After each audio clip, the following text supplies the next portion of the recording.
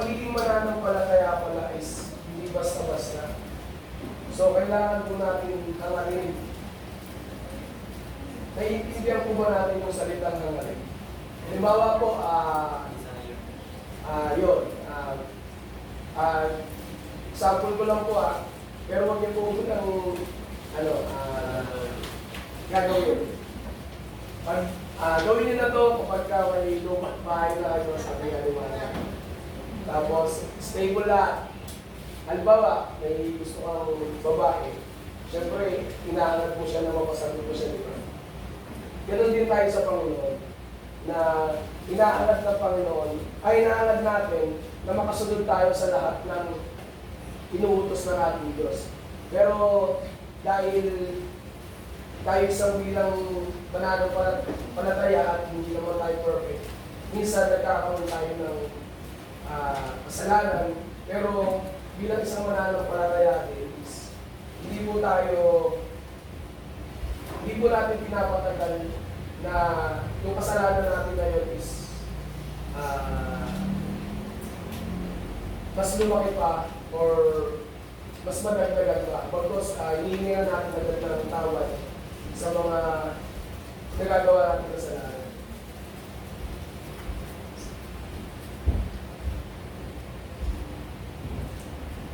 Ito po, sa verse 7 naman po, okay, basa po. Mapalad ang mga maawan dahil kaaawan ni sila Diyos. Ano po ba yung pinagkaiba ng maawain sa mahabagin?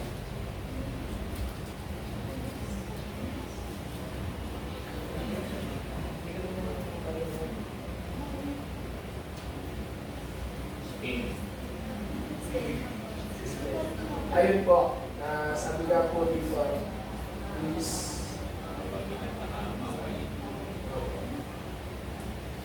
ang pagkakaintindi ko po dito sa sinabi ng Biblia is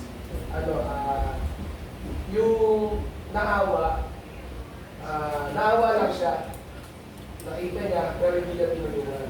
Unlike yung nahabag ka, gumawa ka ng paraan kung ano yung may tutulong sa kanya.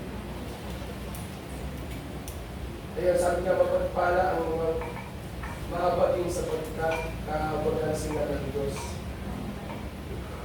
Yun nga po, di ba may humingi po sa inyo ng tulong, wala naman po kayong maibigay, di ba, financial. Ano po ba yung mas dapat na maibigay natin sa kanya para matulungan natin siya? Kahit hindi man sa financial, kahit sa spiritual, ano po ba yung maaari natin maibigay sa kanya?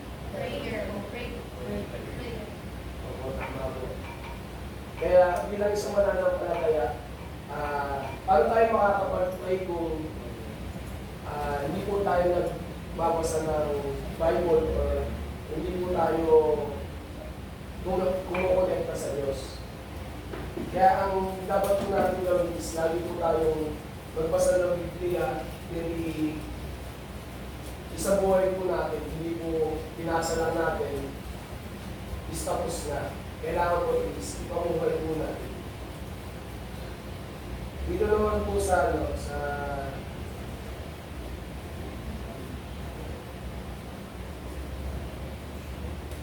sa 8, pakibasa po yun.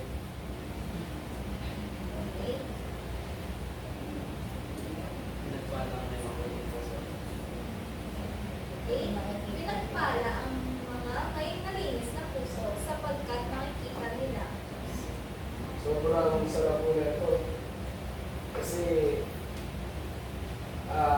nung panahon po ni Jesus, hindi man po natin siya nakita, pero yung pangangaral niya is hanggang ngayon,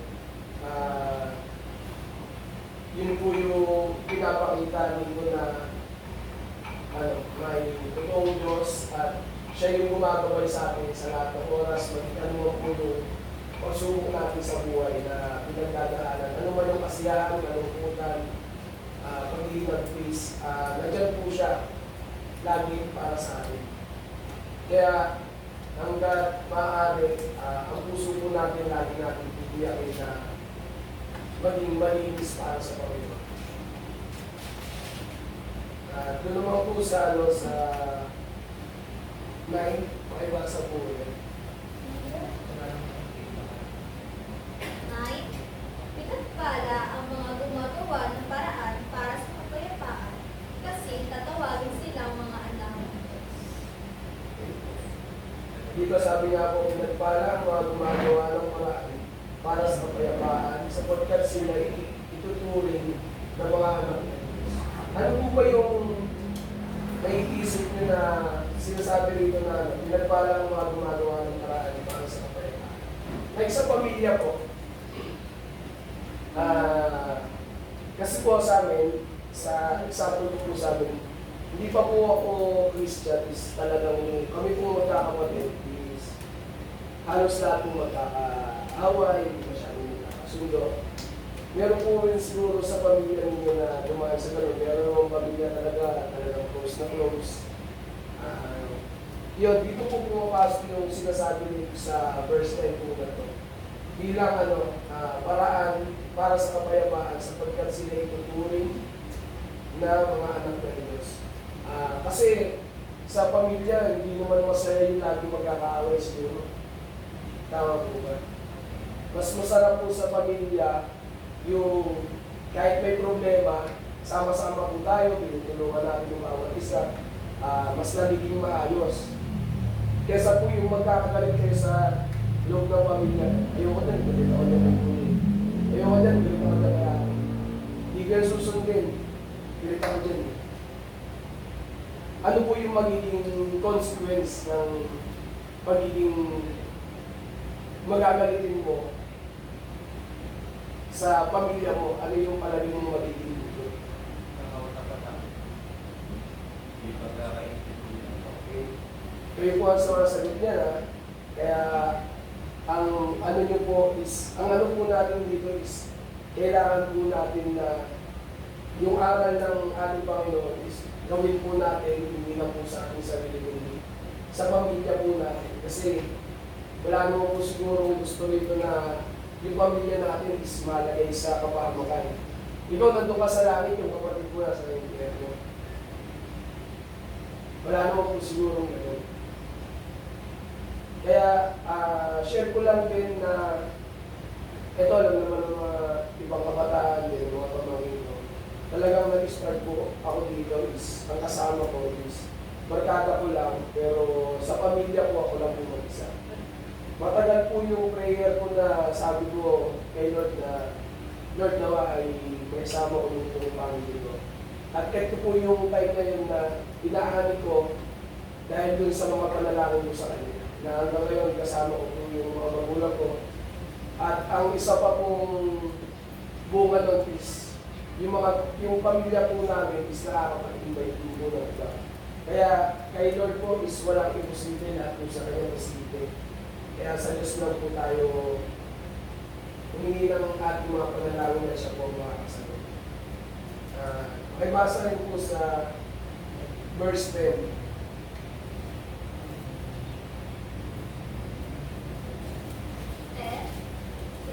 Pinagpala ang mga imusik ng dahil sa kanilang pagsunod sa kalooban ng Diyos, sapagkat kabilang sila sa kaharian ng langit. Sabi po sa akin dito sa Bible is, mapagpala ang mga imusik ng dahil sa kanilang pagsunod sa kalooban ng Diyos sapagkat kabilang sa kaharian ng langit.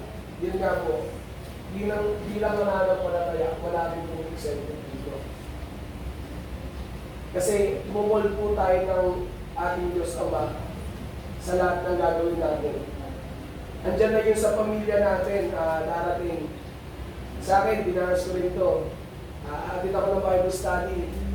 Sasabihin ng pamilya kids, Bible na ng Bible dun eh. Isa na po yun sa pag-uusik sa atin. Pero pag hindi mo napaglabanan yun, ikaw ang matatalo. Ibig sabihin, mananay sa iyong bibig. Kasi sinusubukan ka din kung hanggang saan ka. Kaya sa atin, kung meron man sa pamilya natin na huwag ka na pumunta ron, wala ka naman natututunan. Punta ka na punta ron, wala naman nagbabago sa sarili mo. Wala naman nagbabago sa pag-uugali mo. Hindi ko lang po alam sa bawat kabataan kung sa mga magulang natin, sa kapatid natin, is nakakarinig po tayo ng gano'n. Isa na po yun sa pag-uusig sa atin para hindi natin ituloy yung pananampalatayaan natin sa ating Panginoon.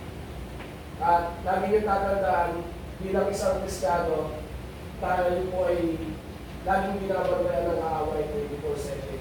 Kaya maging maingat po ang bawat isa sa atin dahil pag napagtagumpayan naman po natin itong mga bagay na ito is si Lord po yung magpaparangal sa atin dito sa sarili. Yun lamang po. Maraming salamat. Saan matatagpuan yung topic natin today?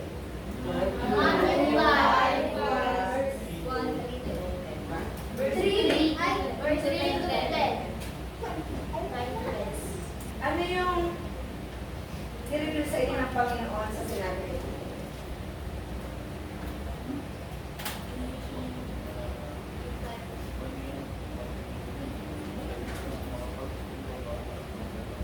Very good. Very good. Magbigay ka sa akin ng example ng pagiging mapagkumpang.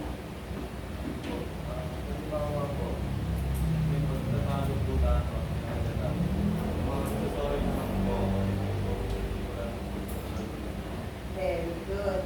At napatunayan mo yun at actually na-experience mo yun kayo.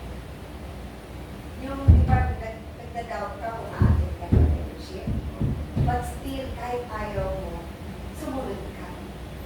Sa palagay mo, yung pagsunod mo na yun, ano ang naging epekto sa'yo? Ano yung natanggap mo? Sa palagay mo, nung hindi ka naka-attend, may nasayang pala sa'yo. Amen. So next time, makikita ka ba namin ulit? Amen. Now, sasagot daw si Kuya Vincent. I-apply natin yung mga gawin sa sarili. Amen. Wonderful. Yes? Kahit na ano po, kahit hindi po natin nag-classy. Ang Diyos po, lagi po natin tandaan is lagi po siyang nasa tabi po natin.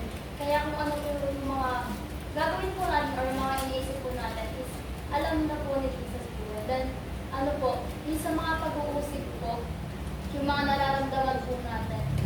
Ang tamang tatang po para po malagpasan is just to pray po. Thank you po, Ate Celine. Ano ito? Sino nagsabi? Nang mapalad ang very good, si Jesus. Sabi sa verse 1, nang makita ni Jesus ang mga napakaraming tao, umakyat siya saan? Very good. Pagkaupo niya, lumapit ang kanyang mga alagad at siya'y nagsimulang magturo sa kanila. Now, kanino nagturo si Jesus Christ? Ha? Sa mga tao.